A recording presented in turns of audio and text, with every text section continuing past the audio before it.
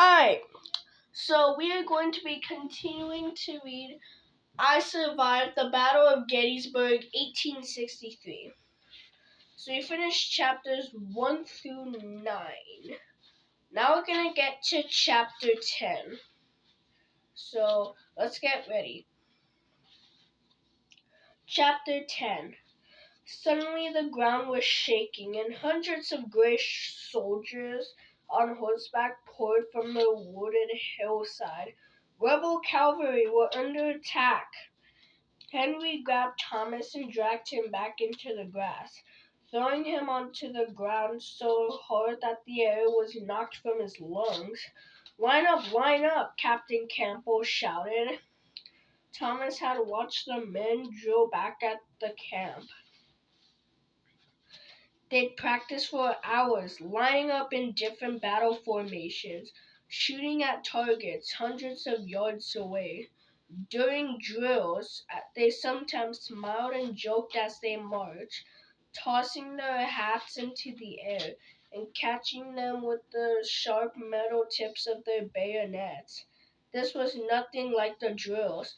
The men were dead serious. Even those who had been sagging during the march were now moving with lightning speed. With swift motions, the men ripped open their ammunition cartridges with their teeth, poured gunpowder down the barrels of their rifles, then pushed the bullets in with ramrods. "Stay down, Thomas!" Henry yelled. "Get behind me! Take aim!" the captain screamed. The soldiers all dropped to one knee, pointing their rifles at the charging cavalrymen. "Ready? Fire!" Boom, boom, boom, boom! The bullets from 100 muskets tore through the air. 5 rebel soldiers fell from their horses, tumbling onto the ground, rolling down the hill. "Reload and fire at will," the captain shouted. Within seconds, the men had fired their rifles reloaded.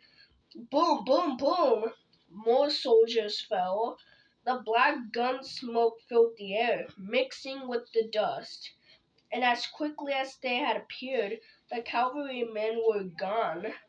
The Union soldiers stood up, catching their breath, running to help the few men who lay on the ground wincing in pain. And then suddenly, Thomas's mind roared with panic. "Bertie!" He leaped forward, staggering through the smoke. He managed to find the wagon that Bertie had been riding in. It was tipped over. Sacks of flour and beans were scattered everywhere, some burst open by bullets.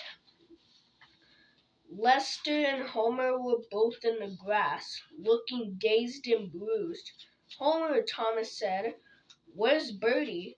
"Good Lord, I thought she was with you," Homer said, jumping up. "Lester hurt his leg. I was trying to help him." And with all the smoke, Thomas looked all around, praying he'd see Bertie running across the field calling his name. But she was nowhere to be seen.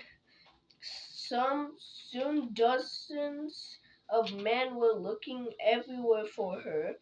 They searched for other wagons. They combed through the tall grass. Finally, Thomas and Henry crossed the road and walked to the edge of the woods. Something caught Thomas's eye. Something small lying on the ground. It was Bertie's doll. He picked it up. It was splattered with blood. And that's why we'll stop. Chapter 11 is in the next video. Hope you all enjoyed.